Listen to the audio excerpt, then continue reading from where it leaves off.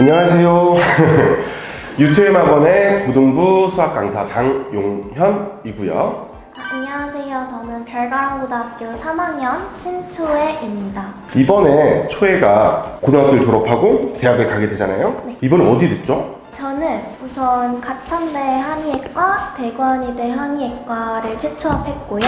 그리고 고려대학교 수학교육과 같은 경우에는 3차 추합에서 합격이 됐습니다. 우리가 그러면은 그런 대학을 가기 위해서 공부를 되게 열심히 지난 12년간 되게 열심히 했을 텐데 어떻게 공부를 했는지 좀 친구들한테 알려줄 수 있을까요? 우선은 이제 저는 수시로 대학을 갔기 때문에 내신이 되게 중요했는데 제 내신 같은 경우에는 일단 전 과목 기준으로는 1.08이었고 그러니까 이과 기준으로 국영수과를 하면 1.1이었어요. 오, 성적 확실히 너무 좋긴 해. 자, 그러면은 그 공부를 우리가 내신 공부랑 수능 공부랑 이렇게 따로 나눠서 좀 이렇게 전략을 짰을 거란 말이죠.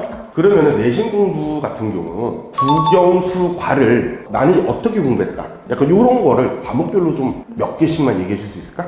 우선 국어부터 얘기를 해보자면 보통 친구들이 기출문제, 수업 내용, 자습서, 뭐 평가 문제집 또는 학원 자료까지 되게 공부량이 많을 텐데 이거를 여러 가지를 공부하고 하나로 정리하는 게 되게 중요해서 학교 시험 범위 본문을 프린트하고 거기에 하나로 정리해서 나만의 노트를 만드는 게 되게 효과적이에요. 나만의 노트로 네. 엑깃을 뽑아서 좀 정리를 하겠다.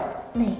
그게 첫 번째. 또 영어 같은 경우에는 이게 내신 영어가 특히 학생들이 어려워하는 이유가 전부 다 외워야 된다라는 그 부담감이 되게 클 것 같은데 저의 경우에는 사실 한 8번 정도 되는 시험 중에서 실제로 본문을 그렇게 열심히 외운 거는 두세 번도 되지 않아요. 외우라고 하는 것 자체가 외우는 거에 중점을 두는 게 아니라 그 내용을 완벽하게 이해할 수 있을 때까지 공부를 하라는 게 중점적인 내용인데 굳이 외우지 않더라도 모든 시험 범위 본문을 자신이 한국어로 100% 파파고처럼 번역할 수 있을 정도로 꼼꼼하게 분석하고 공부하는 게 되게 중요할 것 같아요. 특히 이제 사실 내신에서는 문법 문제가 되게 여러 개가 나오진 않지만 그럼에도 배점이 큰 문제로 꼭 두세 문제가 나오기 때문에 구절구절마다 교과서 핵심 문법이 나오면 그 문법도 꼭 공부해놓고 그렇게 내가 100% 완벽하게 아는 본문으로 만드는 것이 중요해요. 근데 그 정도면은 그냥 외워지는 거 아니야? 그렇죠. 사실 그래서 맘먹고 외우는 게 아니어도 그 정도로 공부하면 어느 정도 술술 이렇게 입에서 나올 정도가 되긴 해요. 그러니까 일단 최초의 목표가 난 이걸 외운다가 아니라 그쵸. 이 본문을 정확하게 다 이해를 해서 하다 보니까 자연스럽게 외워지는 그러니까 그런 식으로 공부를 해야겠다. 또 있을까? 영어라는 것 자체가 외국어다 보니까 기본기가 안 되어 있는 상태에서 하려면 좀 어렵긴 하죠. 중학교, 초등학교 때부터 배운 내용이 차근차근 쌓여 있어야 아무래도 해석하는 면에서도 그렇고 단어를 이해하는 것도 그렇고 문법도 그렇고 여러 가지 면에서 영어가 좀 버겁게 느껴질 수 있는데 그럼에도 아직 포기하지 마세요. 중학교가 노베이스여도 할 수 있습니다. 일단 공부하면 돼요. 그 다음 과목은 과학을 해볼까? 과학 같은 경우는 제가 국영수과 중에서 제일 힘들어했던 과목인데 저도 그렇게 잘하지 못한 과목이지만 그럼에도 이제 내신에서는 나쁘지 않은 성적을 받았었기 때문에 그 기억을 되살려보자면 우선 과학은 개념을 정말 정확하고 제대로 외우고 있는 게 중요해요. 왜냐하면 사실 친구들이 과학을 공부하면서 이런 스킬이나 문제 풀이 속도가 중요하다고 생각을 해서 개념을 소홀히 한 경우가 많은데 그렇게 되면 첫 페이지에서부터 틀리는 대참사가 일어날 수 있어요. 제가 그런 경우를 많이 봤거든요. 개념은 정말 교과서는 물론이고 수능 특강이나 이제 시중에 나와 있는 자습서 기준으로 그 해당 단원에 있는 모든 개념을 정말 완벽하게 알고 있어야 하고 다른 문제풀이 시간이 오래 걸리는 문제들이 있기 때문에 거기에 시간을 오래 쏟을 수 있도록 개념은 정말 문제를 보자마자 답이 나올 수 있도록 완벽하게 외우고 있어야 문제풀이 속도가 더 빨라져요. 물론 다른 과목들도 개념이라고 하는 거 물론 이제 이과 쪽이라면 특히나 개념이라는 게 유독 중요하긴 하지만 과학은 그 중에서도 더더욱 중요하다. 네. 그치. 뭐든 개념은 중요하지. 또 뭐가 있을까?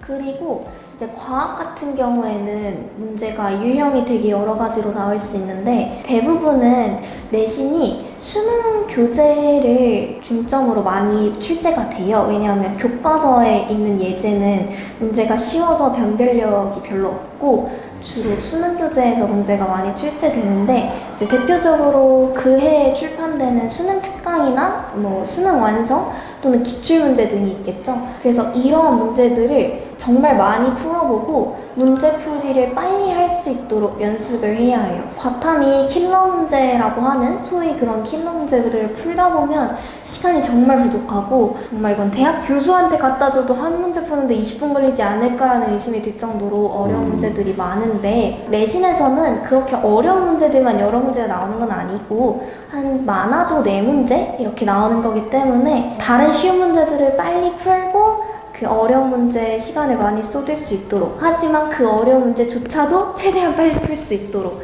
그 시간 분배 연습을 많이 하는 게 좋아요. 과학 시험 보면서 시간이 많이 부족했구나. 보통 20문제가 있다고 하면 6문제는 한 번으로 찍었던 것 같은 또 주요 사실은 과목 성적이 1.1에도 불구하고 과학은 많이 찍었다. 네, 제 1.2를 만든 원흉이 과학입니다. 국영수 모두 1등급이었습니다. 과학 때문에 1.1이 됐어요. 아, 슬프네. 자, 일단은 그러면은 과학 같은 경우 지금 들어보면은 다른 과목도 사실은 고3에서 시험을 보면 네. 모의고사 기출이라던가 수능형 문제들이 많이 포진되어 있는 상태긴 한데 과학이 유독 심하다. 약간 이런 생각이. 네, 제가 느끼기엔 그랬던 것 같아요. 왜냐하면 국어나 영어 같은 경우에는 이제 국어는 뭐 3학년, 고등학교 3학년이 되면 선택 과목에 있어서 수능 특강 지문을 가져오는 경우는 있는데 대부분 과학 같은 경우에는 정말 그대로 가져오기도 하고 아예 부교재로 수능 특강이나 수능 완성을 사용하는 경우도 있어서 연계 체감률이 훨씬 높은 것 같아요.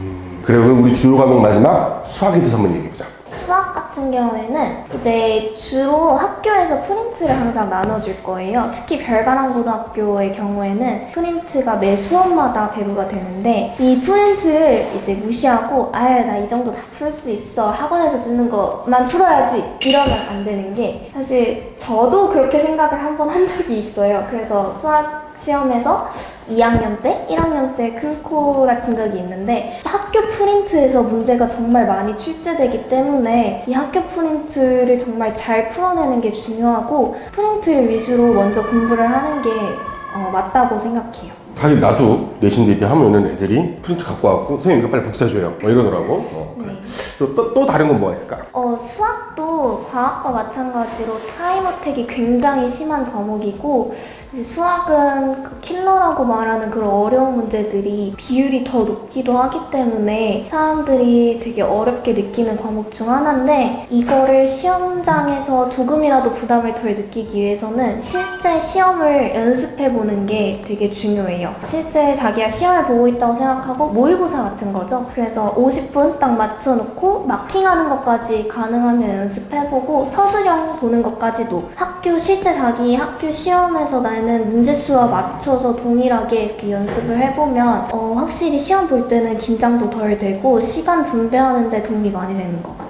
뭐 우리 학원에서 계속 하던 거네. 네, 그쵸. 그죠? 매번 시험 보고 내가 짜증날 정도로 많이 몇 개를 풀었는지도 그래. 그래. 내신 공부는 이렇게 했고 사실 고3 되면은 내신이든 수능이든 거진 비슷해진단 말이지. 아까도 내신 공부를 하면은 수능형 문제들이 이제 많이 포진되기도 하고 그럼에도 불구하고 우리가 수능 난을 위해서 조금 더 준비하는 것들이 있었을 거란 말이야. 뭐 공부 방법이라던가 아니면 이런 거 좀 조심해야겠다 싶은 것들이 있었을 거란 말이죠. 한번 그런 게 뭐가 있었을까?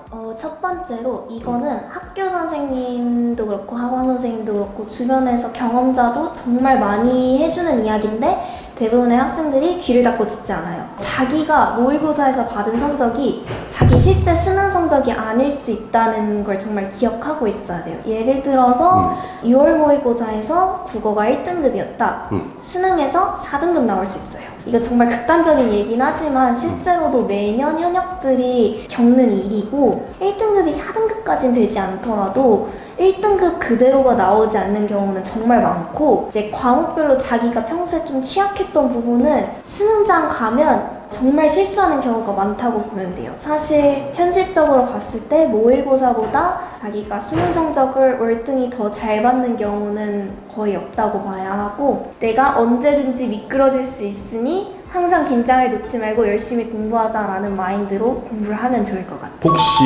이번에 그런 과목이 는 프라이버시로 넘어가도록 하고 네. 자 그러면 또 다른 거 뭐가 있었을까요?